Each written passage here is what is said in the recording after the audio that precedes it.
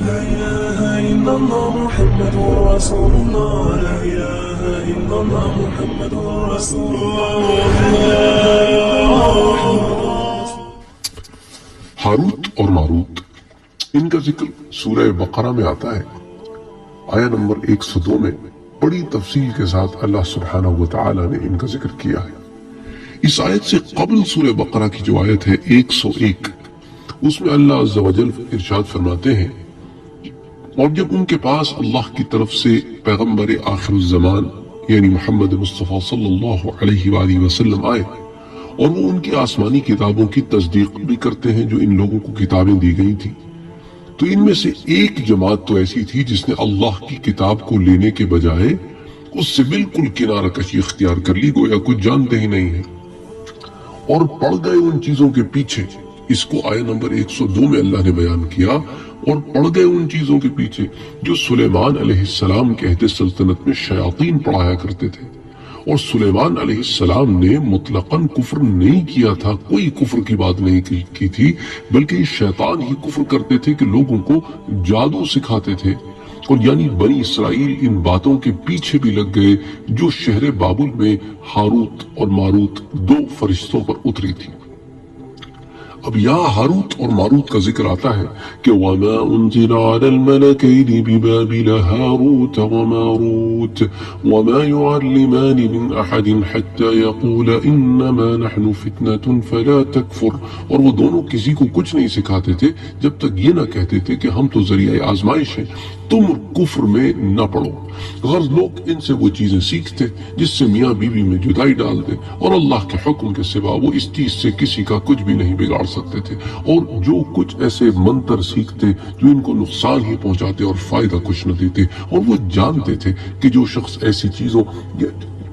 یعنی کہ سحر اور منتر وغیرہ کا خریدار ہوگا اس کا آخرت میں کچھ حصہ نہیں، اور جس چیز کے عوض انہوں نے اپنی جانوں کو بیچ ڈالا وہ بری تھی، کیا اچھا ہوتا وہ اس بات کو جانتے۔ تو بہرحال بڑی تفصیل کے ساتھ اللہ عز و جل نے یہاں پر ذکر کیا ہے کہ اخلاقی پستیوں میں وہ کس قدر گر گئے تھے اور کن حدوں تک جاتے تھے، اور جادو کے سیکھنے کے بارے میں انہیں تنبیہ بھی کی گئی، اس کے باوجود وہ اس سے پیچھے نہیں ہٹے۔ تو ہاروت اور ماروت ان دو کا ہمیں یہاں ذکر ملتا ہے۔ اب ہاروت اور ماروت کے معاملے میں علماء میں شدید اختلاف ہے کہ آیا وہ جن تھے، شیاطین تھے، فرشتے تھے، اور کیا وہ جادو سکھاتے تھے یا جادو نہیں سکھاتے تھے یا جادو سے صرف روکتے تھے؟ کیونکہ اس آیت میں کچھ ایسے الفاظ ہیں جس کی وجہ سے علماء جو ہیں وہ مختلف فی ہو گئے ہیں، لیکن عام طور پر رجحان یہی پایا جاتا ہے کہ ہاروت اور ماروت دو فرشتے تھے۔ اب ان کے سکھانے کی کیا نوعیت تھی، پھر اس میں بھی اختلاف ہے۔ دیکھتے ہیں کہ اس میں مفسرین کرام اور مورخین اور وہ لوگ جنہوں نے اس ضمن میں تحقیق کی ہے وہ مختلف رائے کیوں رکھتے ہیں، کن وجوہات کی بنا پر وہ ایک دوسرے سے اتنا اختلافی رائے رکھتے ہیں۔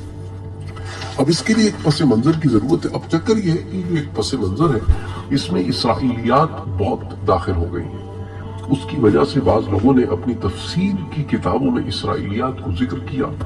اور ساتھ ٹھوس ریفرنسز نہیں دیے، جس کی وجہ سے کچھ لوگوں کو یہ مغالطہ لگا کہ آیا شاید یہ حدیثیں ہیں یا اسلامی ذخائر میں سے نہ کہ اسرائیلیات میں سے، اور کچھ لوگوں نے اسے نقل کر لیا اور بجائے اس کے اوپر بحث کرتے بحث بھی نہیں کی۔ اور پھر بعض لوگوں نے جب ان کا انکار کیا تو وہ لوگ جو پچھلی کتابوں میں ان کے بارے میں وہ تفصیلات پڑھ چکے تھے انہیں وہ باتیں عجیب سی معلوم ہونے لگی۔ بہرحال تمام رائوں کو جمع کرتے ہیں اور دیکھتے ہیں کہ کیا وجہ ہے کہ اس میں اتنا اختلاف ہے۔ حضرت سلیمان علیہ السلام اور حضرت داؤد علیہ السلام، ان کی بادشاہت کا زمانہ بہت ہی یونیک زمانہ تھا، ایک بہت ہی یونیک سلطنت تھی۔ حضرت سلیمان علیہ السلام اور داؤد علیہ السلام دونوں پر ان کی قوم نے عجیب و غریب سے الزامات لگائے، بیہودہ بہتان لگائے جو ایک نبی کی شایع نشان نہیں ہے۔ بہرحال قرآن عزیز نے اپنا فرض ادا کرتے ہوئے بنی اسرائیل کے لگائے ہوئے ان تمام بہتانوں کو رد کیا ہے اور سلیمان علیہ السلام کی پیغمبرانہ عظمت کو نمایاں اور روشن کیا ہے۔ اس نے بتایا کہ سلیمان علیہ السلام کا دامن جادو کی نجاست سے پاک ہے، کیونکہ وہ سلیمان علیہ السلام کی طرف جادو کی نسبت کر کے یہی سمجھتے تھے کہ معاذ اللہ سلیمان علیہ السلام کی جو عظیم الشان سلطنت ہے اس میں گویا جادو کا کوئی عمل دخل ہے۔ اللہ تعالیٰ نے اس کا رد کیا اس آیت میں کہ سلیمان علیہ السلام کی طرف یہ جو نسبت کرتے ہیں یہ تو جادو ایک کفری عمل ہے جو شیاطین کا عمل ہے، سلیمان کا اس میں کوئی حصہ نہیں ہے۔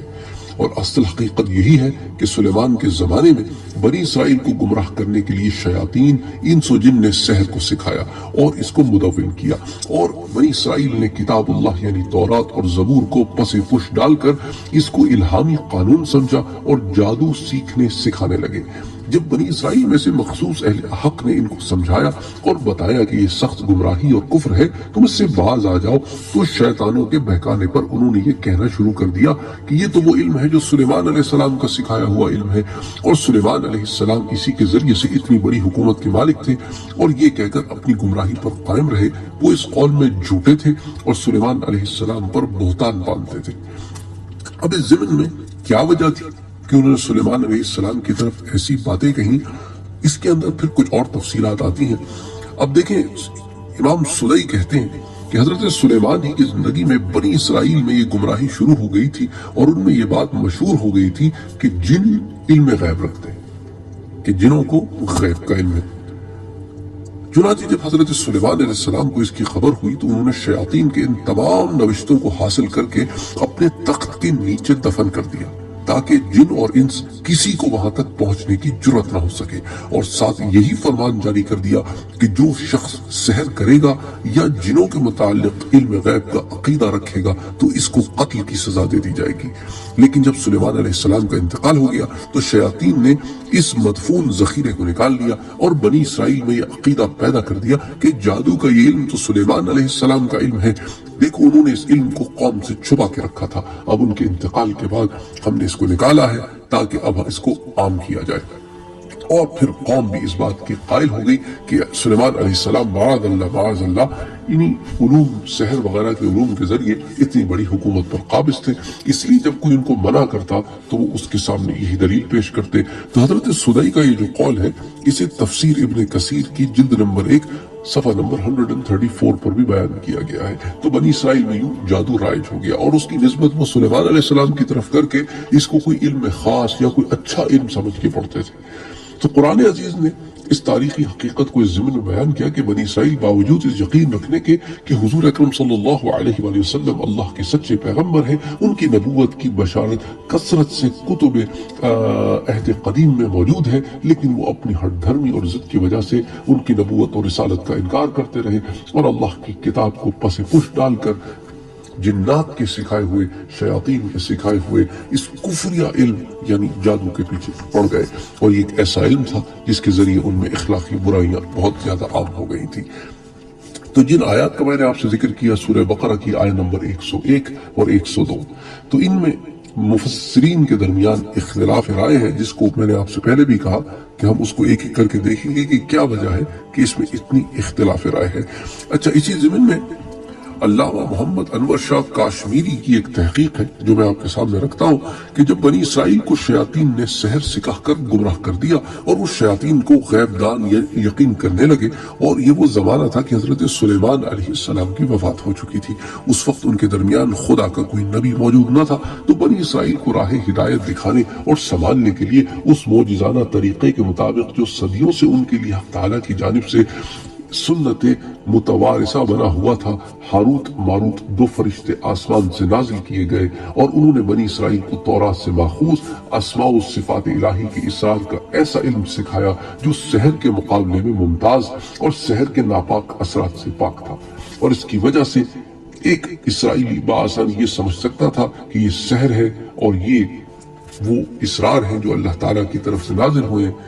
تو جب وہ فرشتے بنی اسرائیل کو یہ علم سکھاتے تو پھر ان کو نصیحت کرتے کہ اب جب کہ تم پر اصل حقیقت کا انکشاف ہو گیا ہے تو تم باطل طریقوں کو چھوڑ دو۔ تو اس زمین میں علامہ انور شاہ کاشمیری جو ہے ان کی تحقیق یہ ہے کہ 2 فرشتے اترے تو تھے، ایک کا نام ہاروت تھا اور ایک کا نام ماروت تھا، لیکن یہ جادو نہیں سکھاتے تھے، یہ جادو اور صحیح علم میں فرق کو سکھاتے تھے، تو صحیح علم سکھاتے تھے تاکہ جادو کے باطل ہونے کی قوم کو دلیل مل سکے، اور پھر اسی کو دلیل بنا کر وہ قوم سے کہتے تھے کہ دیکھو جو تم سیکھ رہے ہو وہ شیطانی علم ہے، دیکھو رحمانی علم تو ایسا ہوتا ہے، اس کے یہ اثرات ہوتے ہیں۔ اس لیے انہوں نے قوم کو تنبیہ کی، نہ کہ ان کو معاذ اللہ جادو سکھایا اور جادو ان میں عام کیا۔ تو اس ضمن میں وہ یہ تمام تفصیلات تحقیقات لکھتے ہیں۔ تو یہ جو ہے ان کی تصانیف وغیرہ میں موجود ہے، اور پھر علماء نے ان کو جمع بھی کیا ہے۔ اسی طرح اس آیت کے ضمن میں تفسیر ابن کثیر میں آتا ہے کہ وما انزل علی الملکین، کہ ماں جو ہے اس ضمن میں وہ کہتے ہیں کہ نافیہ نہیں ہے۔ اچھا، ماں نافیہ کیا ہوتا ہے یہ بھی سمجھ لیں۔ ماں جو ہے نا عربی زبان میں لفظ میم الف، اس کی کئی اقسام ہیں۔ تو یہ جو لفظ ماں آیا ہے نا اس آیت میں، اس کی وجہ سے علماء میں اختلاف پیدا ہوا ہے کہ اگر آپ آیت کو غور کریں تو اس میں اللہ تعالیٰ فرماتے ہیں کہ وما انزل علی الملکین ببابل ہاروت و ماروت۔ اب اگر اس میں ماں جو ہے اس کو نافیہ یعنی کہ اس کو نیگیٹو یعنی نیگیشن والا ماں لیں گے تو اس کا مطلب یہ ہوگا کہ اور نہیں نازل کیا ہم نے فرشتوں کو بابل میں ہاروت اور ماروت نام کے۔ تو جو اس کو ماں نافیہ لیتے ہیں وہ کہتے ہیں بھی ہاروت اور ماروت جو ہے وہ فرشتے نہیں ہیں۔ اس کی دلیل قرآن کے لفظ ماں سے ہوتی ہے، اور ماں سے پہلے جو واو آتا ہے وہ اس کو لیتے ہیں کہ یہ جو ہے وہ حرف عطف ہے، یہ دو جملوں کو جوڑ رہا ہے اور کے معنی میں۔ اور بعض علماء نے کہا کہ نہیں، یہ ماں جو ہے یہ نافیہ نہیں ہے۔ تو اب انہوں نے جب اس کو نافیہ نہیں لیا تو انہوں نے اس کے اوپر یہی اطلاق کیا کہ یہ دونوں فرشتے ہیں، اور اللہ تعالیٰ فرما رہے ہیں کہ وما انزل علی الملکین، ہم نے نہیں نازل کیا فرشتے بابل میں ہاروت اور ماروت کو مگر، تو وہ اس کو نافیہ کے معنی میں نہیں لیتے ہیں، اس لیے اس میں وہ اس کو الذی کے معنی میں لیتے ہیں کہ اس لیے وہ کہتے ہیں کہ اس آیت میں سحر اور ما انزلہ کے درمیان معطوف اور معطوف علیہ کی نسبت ہے، اور عربیت کے قاعدے سے عطف مغایرت کلام کے لیے ہوتا ہے، لہٰذا آیات زیر بحث میں سحر الگ شے ہے جو شیاطین کے ذریعے سے وجود پذیر ہوتا ہے، اور فرشتوں کا لایا ہوا علم الگ چیز ہے۔ اس لیے سحر کا اطلاق فرشتوں کے علم پہ نہیں ہوگا، اور فرشتوں کے علم کا اطلاق جو ہے وہ سحر پہ نہیں ہوگا۔ لیکن اسی تفسیر کی ایک اور جو ہے وہ راہ یہ نکلتی ہے کہ جہاں پہ علماء نے ما انزلہ میں ما کو نافیہ لیا ہے، اور کہتے ہیں کہ اس آیت کا مطلب یہ ہے کہ بنی اسرائیل میں سحر کی تعلیم شیاطین کے ذریعے سے پھیلی، اور ان کا یہ عقیدہ غلط ہے کہ سلیمان کا علم ہے، اور یہ بھی غلط ہے کہ بابل میں ہاروت ماروت دو فرشتے نازل ہوئے اور وہ بنی اسرائیل کو جادو سکھاتے، اور سکھاتے وقت یہ تنبیہ کرتے کہ ہم آزمائش بنا کر تمہارے پاس بھیجے گئے ہیں، تم اگر سیکھو گے تو ہم ضرور سکھا دیں گے مگر کافر ہو جاؤ گے، اس لیے تم کو نصیحت کرتے ہیں کہ کفر اختیار نہ کرو۔ اور جب بنی اسرائیل اصرار کرتے تو وہ زن و شوہر کے درمیان تفریق کا جادو سکھا دیتے، یعنی کہ جس سے عورت اور مرد کے درمیان تفریق ہو جائے۔ یہ سارا قصہ جو ان کے درمیان مشہور ہے سب غلط ہے، اور ایسا کوئی واقعہ پیش نہیں ہے۔ وہ کہتے ہیں کہ یہ ماں نافیہ سے مراد یہ ہے کہ ہاروت اور ماروت جو ہیں یہ بنائے ہوئے کیریکٹرز ہیں، ایسے کوئی کیریکٹر نہیں۔ اس لیے ان آیتوں میں اس کا رد آتا ہے کہ ما انزل علی الملکین ببابل ہاروت و ماروت، کہ ہم نے ہاروت ماروت نام کے کوئی فرشتے اتارے ہی نہیں جن کی نسبت جو ہے یہ باتیں کرتے ہیں کہ انہوں نے آگے جادو سکھایا۔ تو ایک جگہ تو علماء نے اس کو ما نافیہ نہیں لیا، بلکہ وہ کہتے ہیں پہلی جو ایک رائے ہے وہ یہ ہے کہ دیکھو سحر شیاطینی علم تھا، اور وا حرف عطف ہے، اور اس کے بعد ما انزل علی الملکین ببابل ہاروت و ماروت، تو اللہ تعالیٰ کہہ رہے ہیں کہ جو ہاروت اور ماروت فرشتوں پہ نازل ہوا وہ سحر نہیں تھا، وہ حق تھا جس کے ذریعے سحر اور حق میں فرق ہو۔ اور دوسرے علماء کی رائے ہے وہ کہتے ہیں نہیں ماں نافیہ ہے، اس کا مطلب ہے کہ یہ سارا کے سارا جو یہ بیان کرتے ہیں کہ دو فرشتے آئے بابل میں، ایک ہاروت تھا اور ایک ماروت تھا، یہ ساری کی ساری بنائی ہوئی باتیں ہیں، ایسا کچھ ہے ہی نہیں۔ تو یہ دو رائے اس ضمن میں آتی ہیں۔ اچھا، تفسیر امام قرطبی میں ایک تیسری رائے آتی ہے، اور ابن جریر نے بھی اس کو راجح تسلیم کرتے ہوئے کہا ہے کہ یہ آیت ما انزلہ میں ما نافیہ ہے، اور ہاروت اور ماروت جو ہیں وہ شیاطین ہیں۔ تو وہ کہتے ہیں کہ ما تو نافیہ ہے، لیکن اس سے ہاروت اور ماروت کی نفی نہیں ہو رہی، کہ یہ ایگزسٹ نہیں کرتے، بلکہ ہاروت اور ماروت کے لیے یہ نفی ہو رہی ہے کہ یہ شیاطین میں سے ہیں نہ کہ ملائکہ میں سے۔ تو اللہ تعالیٰ یہ جو کہہ رہے ہیں کہ وما انزل علی الملکین ببابل، کہ ہم نے نہیں نازل کیے کوئی فرشتے بابل میں، بلکہ ہاروت اور ماروت تو شیاطین میں سے تھے۔ تو وہ اس کو اس طرح لیتے ہیں کہ بابل میں ہاروت اور ماروت کی حیثیت شیاطین میں سے ہے نہ کہ ملائکہ میں سے، اور پھر وہ لوگوں کو جو ہے وہ سحر سکھاتے ہیں اور کہتے ہیں کہ تم کافر ہو جاؤ گے۔ مگر بنی اسرائیل کی گمراہی کا عالم یہ تھا کہ وہ سب کچھ سننے کے باوجود اس کو علم کو حاصل کرتے۔ تو یہ تین رائے ہیں علماء کی اس ضمن میں کہ بعض کا ایک طرف رجحان گیا اور بعض کا ایک طرف رجحان گیا۔ زیادہ تر علماء کا اسی طرف رجحان گیا کہ یہ دو فرشتے ہیں اور یہ بابل میں آئے اور لوگوں کو یہ علم سکھاتے تھے، لیکن جادو نہیں سکھاتے تھے۔ علم وہ سکھاتے تھے جس کے ذریعے سے صحیح علم میں اور جادو میں فرق ہو، تاکہ وہ چیزیں جن کی نسبت سلیمان علیہ السلام کی طرف کی جا رہی ہے وہ واضح ہو کر سب کے سامنے آ جائیں کہ سلیمان علیہ السلام کی طرف یہ نسبت کرنا بالکل غلط ہے۔ لیکن لوگ گمراہیوں میں اس قدر پڑ چکے تھے کہ ان لوگوں کی باتوں کو نظر انداز کرتے اور پھر ان کی باتوں پہ یقین کرنے کے بجائے جادو ہی کو اپناتے اور جادو ہی کے پیچھے پڑے رہتے۔ اچھا، بعض آثار صحابہ میں اور کچھ روایات اور بھی آتی ہیں، لیکن اگر ان روایات کا صحیح معنوں میں جائزہ لیا جائے تو وہ سب کی سب کعب احبار یا دوسرے علماء یہود کی طرف جاتی ہیں۔ تو معلوم یہ ہوتا ہے کہ وہ اسرائیلیات میں سے یہ حدیث نہیں ہے، یہ وہ علم نہیں ہے جو حضور سے صحابہ تک آیا، بلکہ یہ وہ علم ہے جو اسرائیلیات میں سے پھر تفسیر کی کتابوں میں آ گیا۔ تو اس میں سے بہت سارے واقعات ہیں، ان میں سے ایک واقعہ یہ آتا ہے کہ بھئی ہاروت اور ماروت جو ہے وہ فرشتوں نے ایک مرتبہ اللہ تعالیٰ کے حضور میں انسانوں کی معصیتوں کا مذاق اڑایا کہ یہ کیسی ذلیل مخلوق ہے، اللہ تعالیٰ کے ہم قسم انعامات کے باوجود اس کی خلاف ورزی کرتی ہے۔ یہ طنز اللہ تعالیٰ کو پسند نہ آیا اور ان سے فرمایا کہ اگر تم دنیا کے ماحول میں محصور ہوتے تو تم بھی یہی کرتے۔ فرشتوں نے اپنی عصمت اور پاک دامنی پر اعتماد کا اظہار کیا تو تب بطور آزمائش ان دونوں کو زمین پر اتارا گیا۔ یا رہتے رہتے ایک مرتبہ ان کی نگاہ ایک بہت حسین عورت زہرا پر پڑی۔ اب یہ زہرا کون ہے؟ اس میں بھی اسرائیلیات میں ایک عجیب و غریب سی باتیں آتی ہیں۔ بہرحال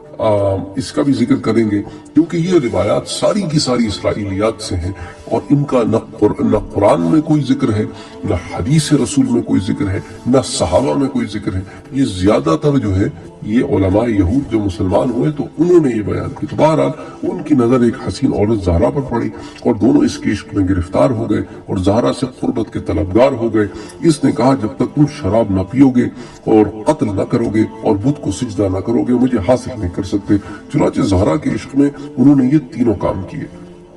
اب وہ تینوں کام کیسے کیے اس کی تفصیلات بھی بعض علماء نے اپنی کتابوں میں جمع کی ہیں۔ تو پہلے تو وہ انکار کرتے رہے کہ ہم نہیں کریں گے، ہم نہیں کریں گے، ہم قتل نہیں کریں گے، ہم بت کو سجدہ نہیں کریں گے۔ ہاں، انہوں نے کہا کہ چلو شراب پی لیتے ہیں، وہ چھوٹا کام ہے۔ تو شراب پینے کے بعد انہوں نے قتل بھی کیا اور بت کو سجدہ بھی کیا اور بہرحال وہ تینوں کام انہوں نے کیے۔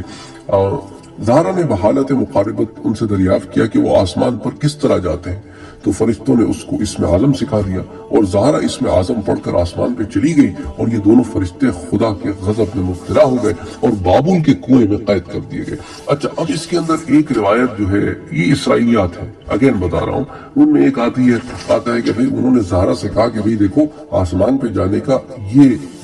جو ہے ہم ورد کرتے ہیں، یہ علم ہے اسم اعظم کا، اس کو پڑھو تو آسمان پہ چلی جاؤ۔ تو زہرا آسمان پہ چلی گئی اور اس کو واپسی کا جو اسم وظیفہ تھا وہ بھول گیا، تو وہ آسمان میں جا کے ستارہ بن گئی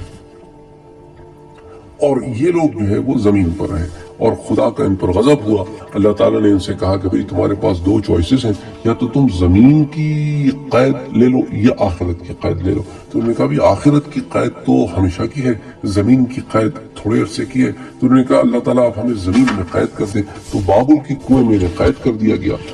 اب جو شخص ان کو آواز دے کر ان سے جادو سیکھنا چاہتا وہ اول تو اس کو منع کرتے اور کافر ہو جانے کا خوف دلاتے، لیکن جب وہ اصرار کرتا تو جادو سکھا دیتے اور اس سے دریافت کرتے کہ تجھ کو کچھ نظر آیا۔ وہ شخص کہتا کہ ایک نورانی شکل کا انسان گھوڑے پر جاتا وہ نظر آتا ہے۔ فرشتے کہتے ہیں یہ تیرا ایمان تھا جو تجھ